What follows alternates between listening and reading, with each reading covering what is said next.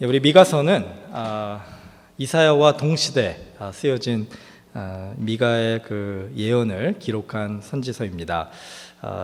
이사야 시대에도 그 나라가 많이 위태위태했던 그런 그 역사적인 기록들이 있는데, 미가가 이제 하나님의 심판을 이사야와 비슷하게 선포하면서 하나님께서 이스라엘 백성들에게 꾸중하시고 책망하시고 또 이스라엘 백성들이 저지른 죄악들을 이제 보여주시면서 너희들이 이제 회개하고 돌아오지 않으면 내가 너희를 심판하겠다, 이렇게 선포하는 그 대언자의 역할을 지금 미가 선지자가 하는 것을 보게 됩니다. 그 당시에 이 선지자의 직업이 상당히 참 쉽지 않은 직업이었던 것 같아요. 요즘의 시대에도 이런 직업들이 많지 않습니까? 그 도움을 주는데도 그리고 꼭 필요한 직업인데 은근히 사람들한테 욕을 먹는 직업들이 많이 있어요. 예를 들면은 변호사 같은 경우도 그렇고, 또 제가 최근에 듣는 거는 목사님들도 도움을 많이 주는데 욕을 많이 먹는 직업 중에 하나라고 이렇게 얘기를 하시더라고요.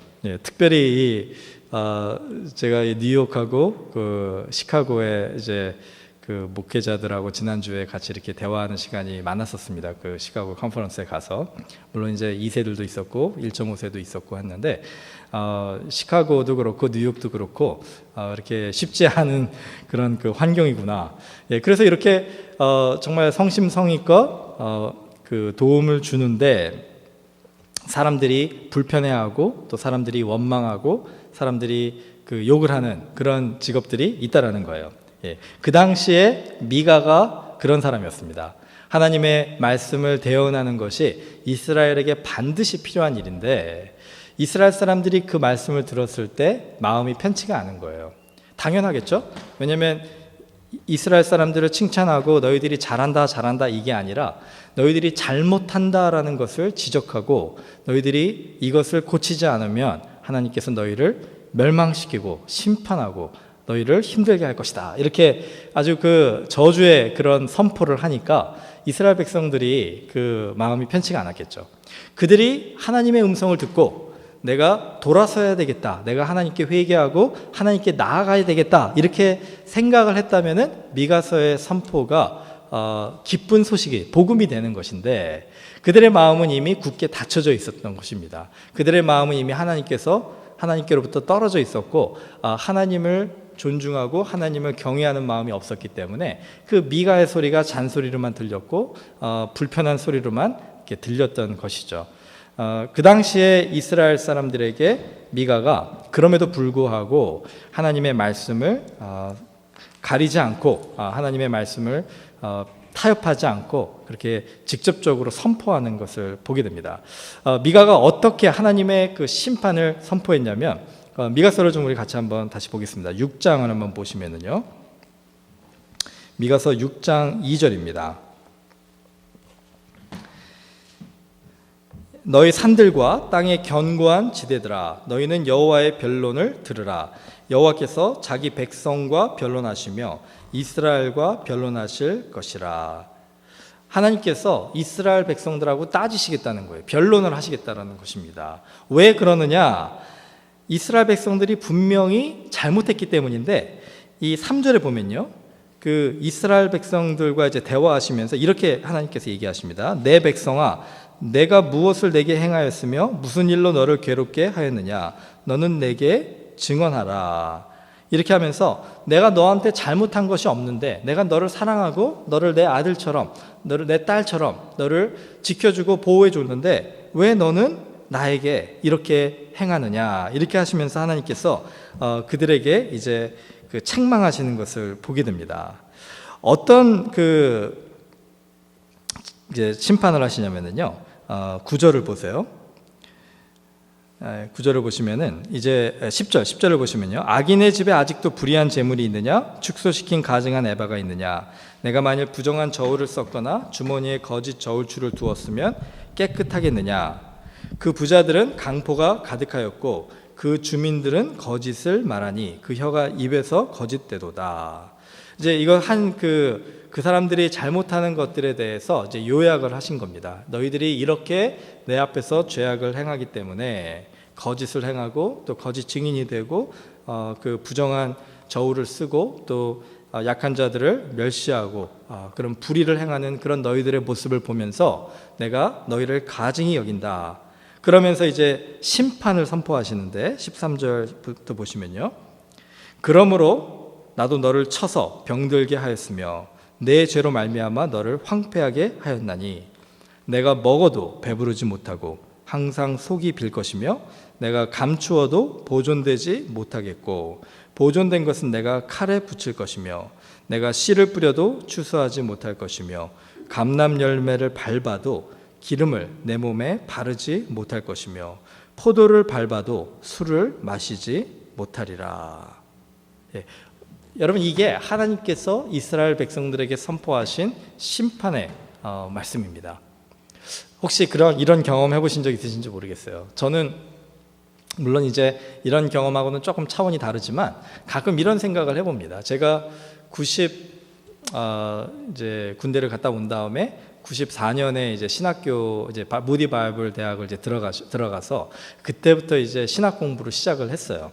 그러면은 이제 94년부터 이제 쭉 공부를 해서 2004년에 졸업을 하고 또 2004년부터 또 그 신학교를 이렇게 파타임으로 한 과목 두 과목씩 이렇게 계속 들으면서 이제 2006년에는 또 플러에 가서 또 클래스를 조금씩 들었고 또 덴버에서도 거기 아일프 신학교라고 있는데 거기서 또 클래스를 이렇게 하나 두 개씩 가끔 기회가 될 때마다 들었고요. 그러니까 항상 또 여기 프린스턴에 왔는데 본의 아니게 또 팔리티 콜스를 들으라 그래가지고 또 4개월 동안 또 신학교에 또 이름을 걸쳐놨습니다.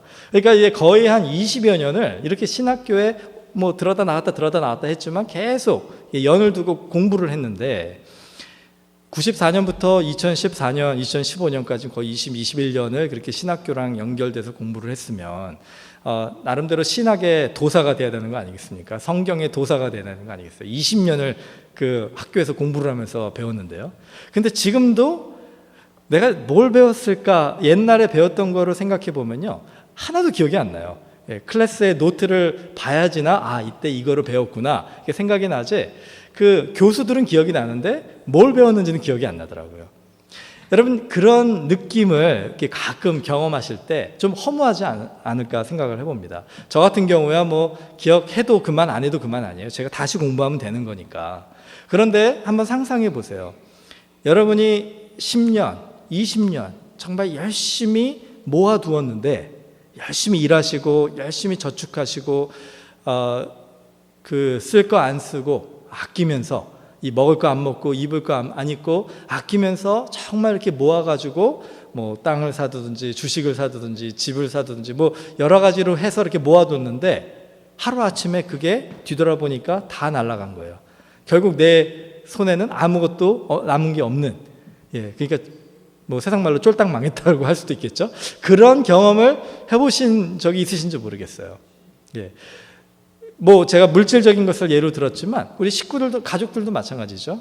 여러분이 정말로 자녀들을 사랑해서 성심성의껏 20여 년을 키웠는데 자녀들이 대학을 가서 거기에서 뭐 친구들을 잘못 사귀든지 뭐 어떤 뭐 세상의 다른 그런 일들에 빠져가지고 이제 우리가 생각했던 것과는 정반대의 인생을 살아가는 것을 우리가 부모로서 지켜보게 될 때 20여 년 동안 그렇게 공들여서 기도하면서 또 애써가면서 우리 정말 우리를 희생해가면서 키운 그것이 결과가 이것인가 하는 그런 허탈함도 또 들지 않겠습니까? 이게 많은 분들이 특히 이민 생활에서 우리가 이런 허탈함을 느끼는 이유가 우리의 그 관계 속에서 또는 우리의 자녀들 때문에 아니면 우리의 그 직장이나 우리의 이 물질적인 부분에서 이렇게 아무리 먹어도 배가 부르지 않고 항상 속이 빈 것 같고요. 아무리 모아도 보존되지 못하고 보존됐다 생각하는 것조차도 그 칼에 붙여가지고 다 소멸되는, 씨를 뿌려도 추수하지 못하고 감람 열매를 밟아도 그 기름을 내가 누리지 못하는 그런 경험들을 우리가 하게 될 때 정말 왜 내 삶은 이런가? 이런 그 허탈함이 우리에게 든다는 것이죠. 하나님께서 이스라엘 백성들한테 경고하시는 겁니다. 내가 너의 죄를 깨닫고 내가 너의 그 나를 경외하지 아니하고 우상을 숭배하는 너의 삶의 모습을 깨닫지 못하고 나에게 돌아오지 않고 그렇게 나와 동떨어진 삶을 산다면 내가 너의 삶을 이렇게 만들리라, 이렇게 하나님이 경고하시는 거예요. 여러분, 우리 믿는 사람들의 삶은 이러면 안 되겠죠? 우리 믿는 사람들의 삶이 이렇다면 참 그것만큼 불행한 건 없습니다. 믿지 않는 사람들의 삶이 이럴 때에 우리가 그들에게 해답을 제시해 줄 수 있어야 돼요. 그들이 왜 그런 인생의 허무함과 허탈함과 또 인생의 그 만족감을 느끼지 못하며 사는가? 바로 그 안에 하나님이 중심이 되지 못하기 때문이다. 이걸 우리가 전달해 줄 수 있어야 되는데, 이 소명과 이 메시지를 받은 우리들이 우리 자신부터 그렇게 살아간다면요, 그게 큰 문제가 아니겠습니까? 하나님이 이스라엘 백성들을 더 심하게 책망하신 이유가, 이스라엘 백성들을 아브라함을 통해서 선택하신 이유는 아브라함의 후손들을 통해서 모든 민족이 하나님을 알게 되는 그 도구로 하나님이 이스라엘 백성을 쓰기를 원하셨던 거거든요.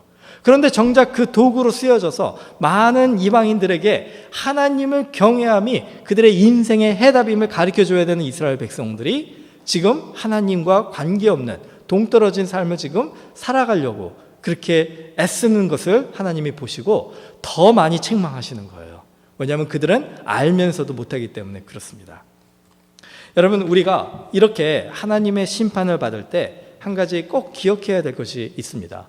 하나님께서 왜 이스라엘 백성들을 이렇게 책망하셨을까요?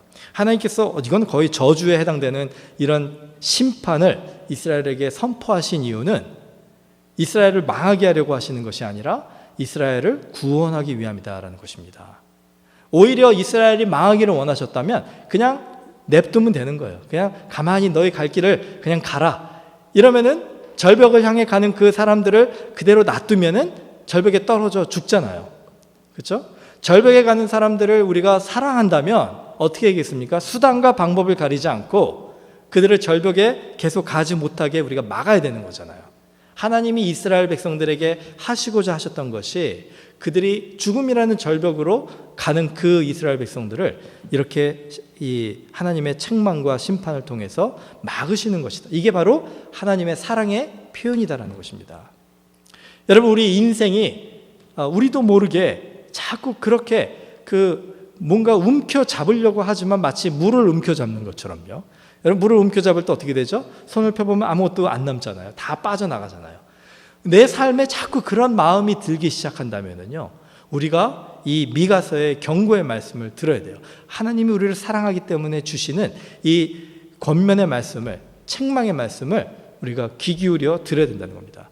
전체적인 삶을 봐도 그렇고요, 우리의 삶의 부분적인 면을 보실 때에 그것도 적용할 부분이 있어야 된다는 것이죠. 시간을 여러분이 생각해 보실 때 여러분의 시간의 관리가 어떻습니까? 많이 정말 아끼고 시간을 잘 쓰려고 하는데 하루가 너무 금방 가고 한 주가 금방 가고 1년이 금방 가고 벌써 제가 온 지가 6개월이 돼가네요. 제가 지난주에 이거 계산을 좀 해보다가 6월 11일이면 벌써 이게 6개월째예요. 그래가지고 1월부터 했으니까 거의 5개월이죠. 그렇지만 여기 온 거는 벌써 6개월이 넘은 거잖아요. 제가 지난 6개월 동안 뭐 했나 생각해 보니까 뭔가 많이 한 것 같은데 뭐가 이렇게 허전한 거를 느껴요. 그런 것들을 보면서 제가 저를 돌아보니까 회개할 게 한두 가지가 아니더라고요. 저는 그래도 바쁘게 살았다 생각했는데 그냥 바쁘게만 살았지 하나님께서 저에게 하라 하시는 그 일들에 집중하는 삶을 못 살았던 것 같아요. 그래서 다시 한번 회개하고 제가 어저께부터 다시 일기를 쓰기 시작했습니다. 일기를 써야 되겠더라고요. 안 그러면은 또 6개월이 그냥 지나가서 뒤돌아보면은 손에 아무것도 남는 게 없는 거예요.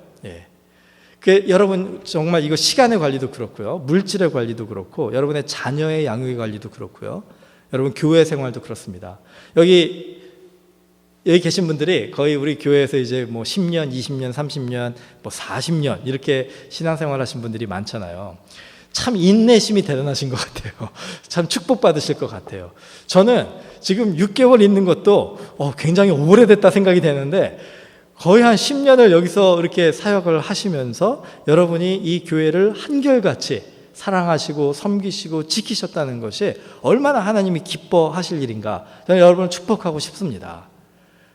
그런데 그건 우리가 축복받을 일이지만 좀 다른 면에서 생각을 해봤으면 좋겠어요.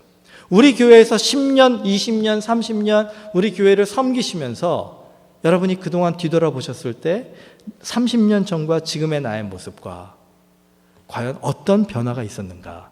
어떤 성장과 성숙이 있었는가? 혹시 30년 전에 내가 이 교회를 처음 왔을 때 이 뜨거웠던 나의 신앙의 모습이 지금 나의 모습과 하나도 다른 게 없고 오히려 그때보다 그때의 그 첫사랑과 첫 열정이 지금은 많이 식어 있는 그런 모습은 또 아닌가? 한번 생각해 볼 필요가 있다는 거예요. 그 이유가 무엇입니까? 우리가 하나님의 그 원하시는 그 하나님의 중심에서 점점 벗어나는 신앙생활을 하기 때문일 수도 있다는 것이죠. 이전 것은 지나갔으니 보라 새 것이 되었도다. 하나님이 선포하셨잖아요. 여러분이 여기에서 얼마나 오랫동안 신앙생활을 했는지가 중요한 게 아니에요. 우리에게 이제 다시 이 프린스턴 한인 장로교회를 하나님께서 아름답게 세워주기로 작정하시고 우리가 이제 저와 여러분이 같이 만나서 우리가 같이 기도하면서 이 교회를 지금 세워나간다면 오늘부터 이제 앞으로 6개월 후, 1년 후, 5년 후, 10년 후의 모습을 우리가 한번 상상해 보자는 거예요.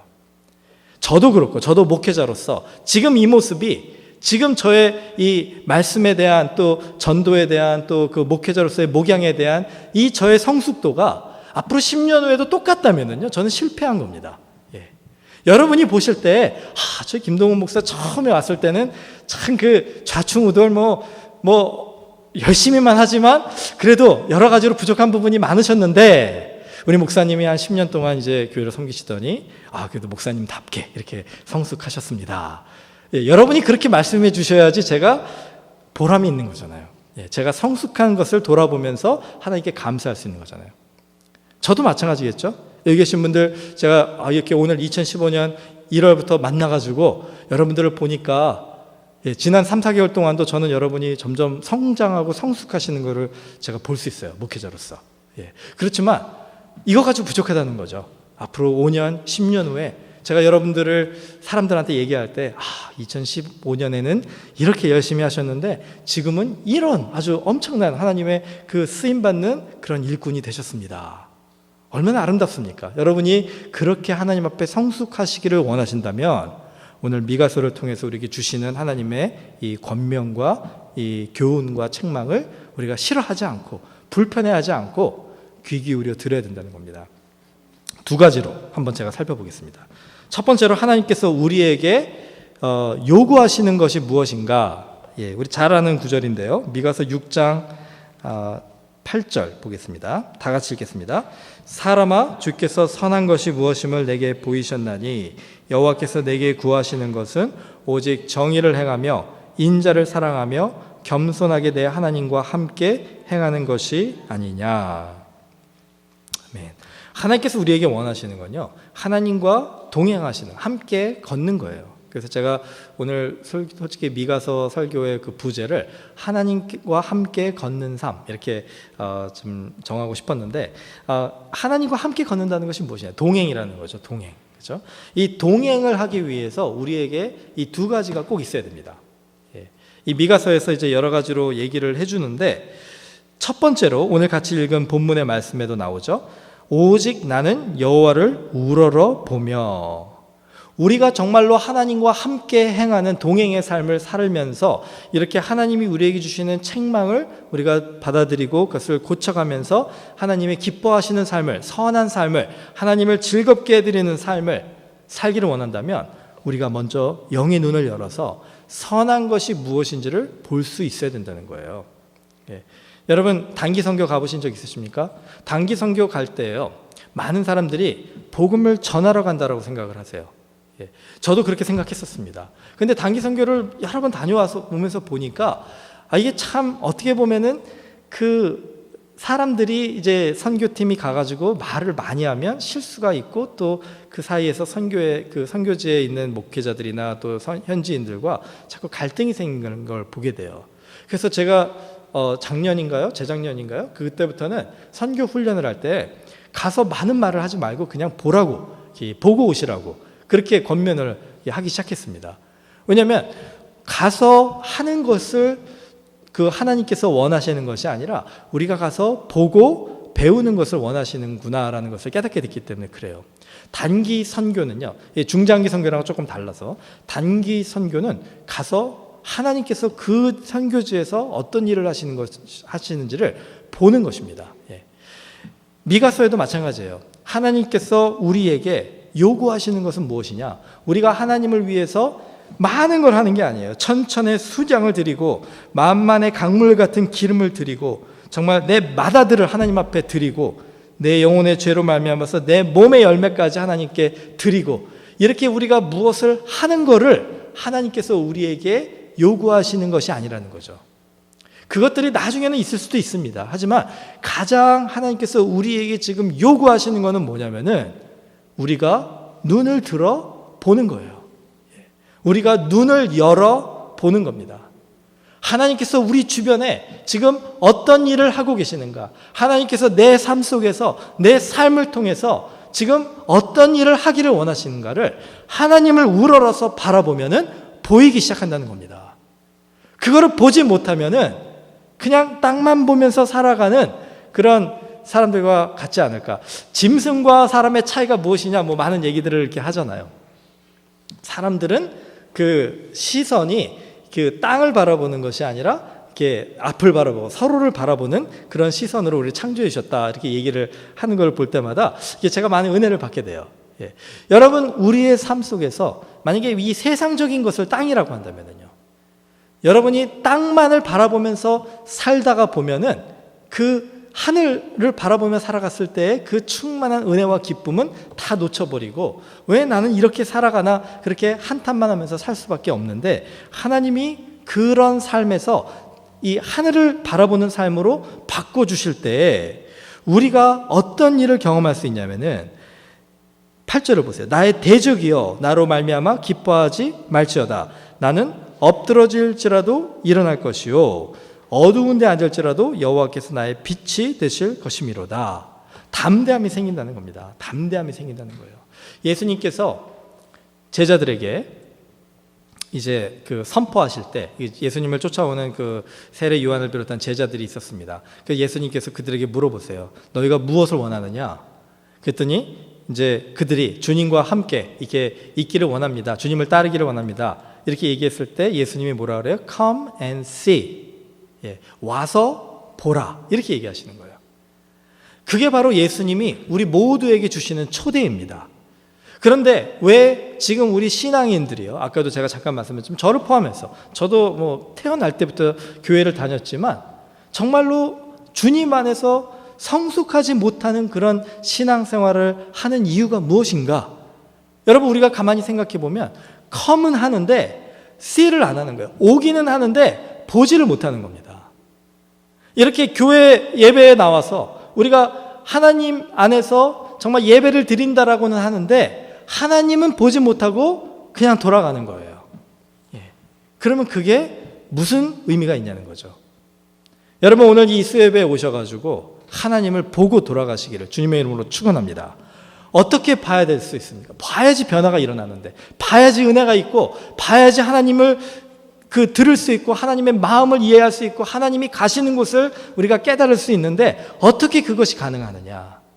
여러분 엠마오로 가던 그 제자들이요, 예수님과 동행하지 않습니까? 예수님과 동행했는데 굉장히 그게 참 재미있는 성경 구절인 것 같아요. 예수님과 동행하는데요, 긴 길을 걸어갑니다. 그렇죠? 예수님과 대화를 해요.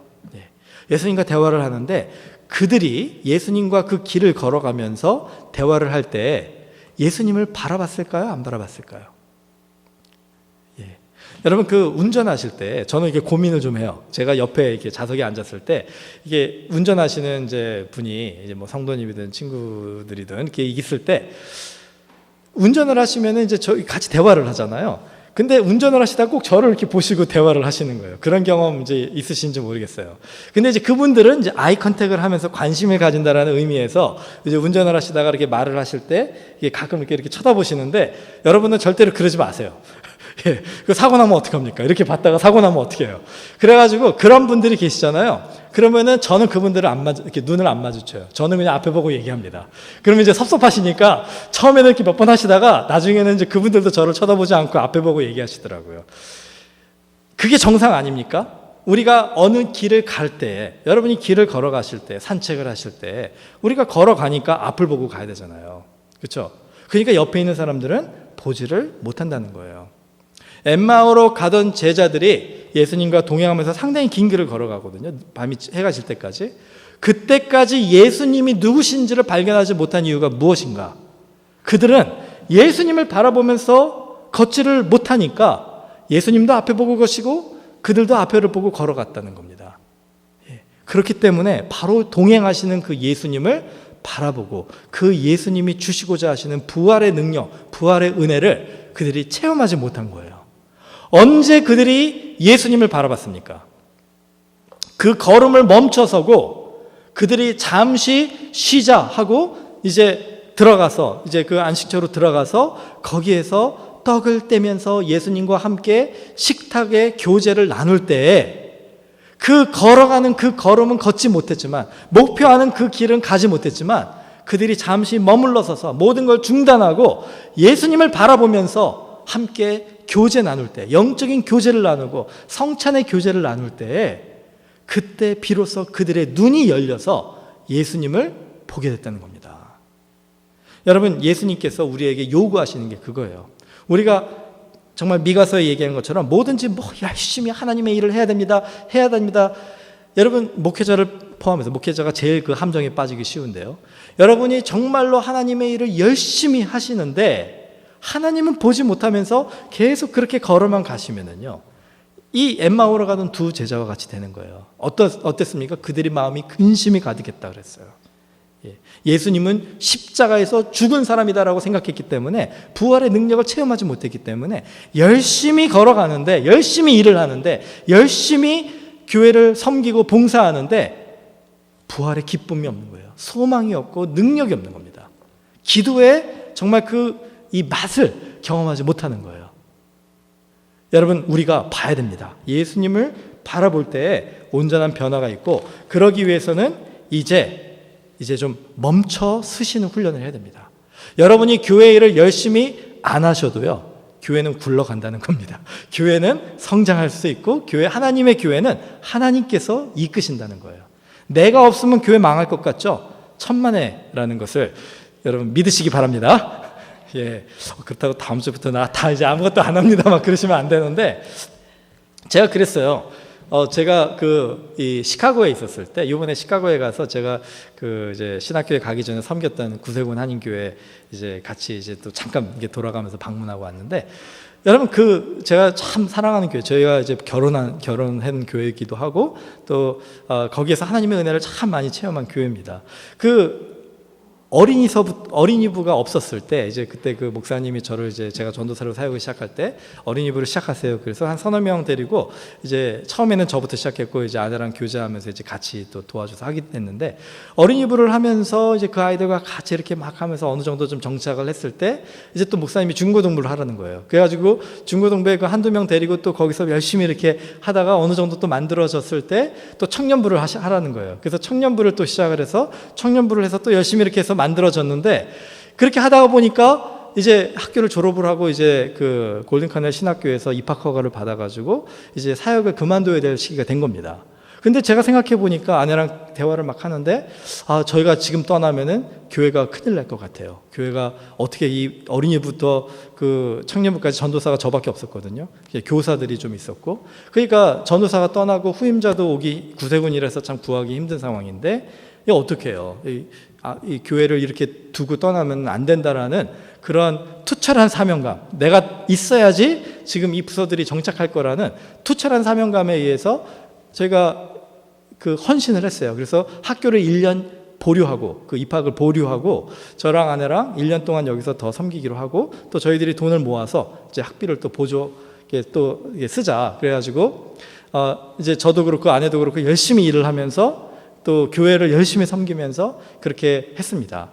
뭐 큰 부흥은 일어나지 않았지만 그래도 잘 정착을 해 나가는 그런 과정이었고, 저희들도 그 큰 돈은 아니지만 그래도 어느 정도 그렇게 신학교에서 생활하면서 쓸 돈을 모았는데, 어떤 사건이 일어났냐면은 아주 큰 사건이 일어났어요. 제가 감기에 걸려가지고 그 약을 먹고 운전을 할 때 그 아내를 데리러 갔다가 다운타운에서 일을 했는데 아내를 데리러 갔다가 사고가 났는데 앞에 차를 받았어요. 근데 크게 받아가지고 차가 그냥 엄청 고장이 난 거예요.